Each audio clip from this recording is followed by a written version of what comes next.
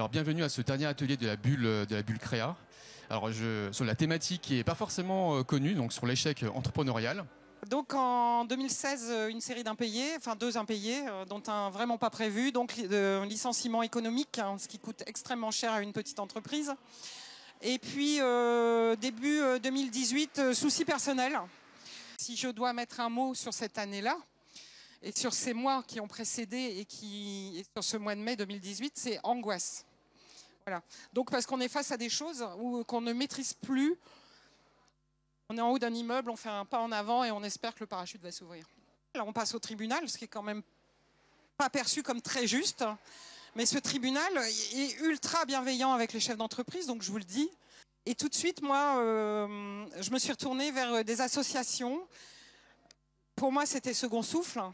En fait, qui vont désamorcer effectivement et qui nous remettent dans une bienveillance de tous les jours, avec une disponibilité. Et c'est vrai que quand j'ai appelé le mardi ma banque pour lui expliquer que je venais de liquider, ça s'est pas très bien passé. Enfin bon, j'ai posé le téléphone 2 minutes parce que ça s'est pas bien passé.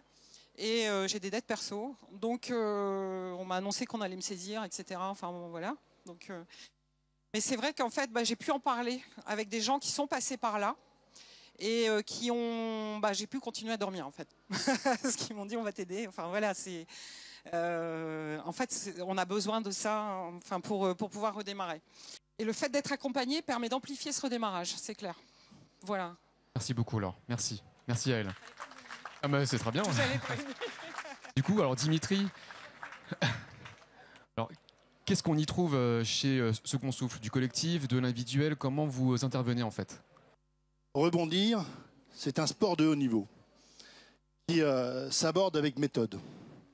Et je crois que c'est un peu ce qu'on fait aujourd'hui avec Second Souffle, c'est-à-dire qu'on a chacun nos méthodes et nous, on est dans le très concret. C'est-à-dire que Laure l'a bien dit, on a un entrepreneur qui est dans la panade, dans la journée, au pire le lendemain, il a en présentiel quelqu'un en face de lui. D'accord, ok.